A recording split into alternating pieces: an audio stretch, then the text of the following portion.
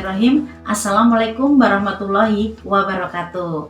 Alhamdulillah, kita kembali ke pembelajaran geografi hari ini dengan materinya pola keruangan desa dan kota. Tentunya kalian bisa memahami dan perbedaan antara desa dan kota. Kalau desa, untuk zaman yang dulu kita ketahui, desa itu biasanya sepi, jauh dari sekali keramaian. Sedangkan kota itu tempatnya pusat keramaian.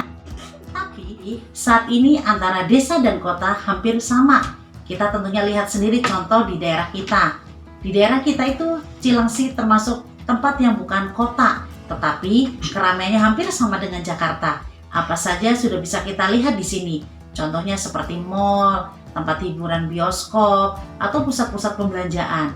Jadi untuk saat ini perbedaan yang signifikan antara desa dan kota tidak jauh terlihat. Tetapi kalau kita jauh, kita pergi ke tempat sebuah daerah yang terpencil atau mungkin di ujung bukan di dekat kota seperti ini, di desa masih kita terlihat banyaknya hamparan sawah. Tapi untuk daerah sini kita tahu sendiri tempat-tempat yang jadi lahan pertanian saat ini digunakan untuk pembangunan pemukiman penduduk. Karena kita tahu banyak sekali jumlah penduduk yang tidak mempunyai hunian. Jadi otomatis yang tadinya desa kita lihat sebagai gambaran potensi yang sangat bermanfaat, tapi nyatanya saat ini desa sama seperti dengan kota. Karena apa? Itulah hunian tadi digunakan sebagai tempat tinggal penduduk.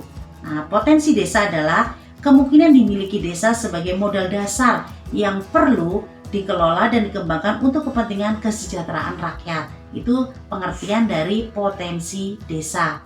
Ulangi lagi, potensi desa merupakan kemungkinan yang dimiliki dan sebagai modal dasar untuk pembangunan sebuah desa. Potensi desa meliputi dua hal, yaitu potensi fisik dan potensi non-fisik. Berdasarkan potensi fisik, desa terbagi lagi menjadi dua hal, desa berkembang dan desa yang belum berkembang. Nah, di sini perbedaannya nanti akan kita lihat pada area lahannya, pada area tempatnya, dan pada area tekstur tanah atau tekstur tempat lahan di mana sebuah desa itu dapat dikatakan sebagai desa yang berkembang, desa yang belum berkembang, atau desa yang sudah maju. Nah, potensi kota pun sama, seperti potensi desa, ada fisik dan non-fisik. Nah, kota bagaimana yang maju dan kota yang masih dalam hal berkembang sama halnya seperti desa. Karena pola keruangan desa dan kota itu sama, tetapi perbedaannya di non-fisik dan fisiknya. Nah, selanjutnya untuk perkembangan desa dan kota akan kita lihat banyak sekali sekarang orang-orang yang desa bepergian atau melakukan kegiatan seperti urbanisasi, yaitu perpindahan penduduk dari desa ke kota. Nah, kenapa hal itu dilakukan? Karena mereka punya keyakinan kalau di kota itu tempat segalanya, tempat untuk mencari nafkah atau mencari ekonomi. Karena sementara ini yang kita lihat di desa, paling mereka hanya sebagai petani atau pedagang saja.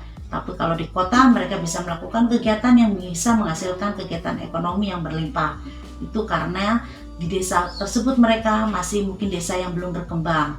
Nah, jadi di sini kita bisa melihat bahwa pola keruangan desa dan kota itu nanti kita bisa lihat bagaimana perkembangannya. Apakah nanti desa bisa berubah menjadi kota atau kota yang tadinya belum berkembang menjadi kota yang sudah berkembang. Nah, salah satu faktor utamanya yang mempengaruhi terjadinya interaksi antara wilayah tersebut adalah yang satu, antara interaksi untuk melengkapi, interaksi kesempatan, dan interaksi kemudahan.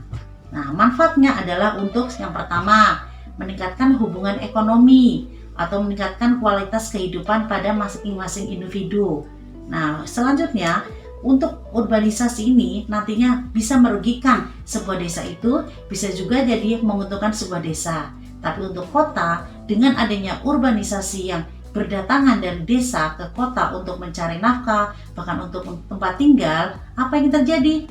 Kota menjadi penuh sesak, kepadatan penduduk, dan perilaku-perilaku yang menyimpang pun akan muncul. Nah, pola interaksi tersebut harus diseimbangkan antara interaksi desa dan kota supaya pemanfaatannya terjadi dengan baik dan tidak merugikan satu pihak. Demikian penjelasan dari Ibu. Wabillahi taufiq wal hidayah. Wassalamualaikum warahmatullahi wabarakatuh.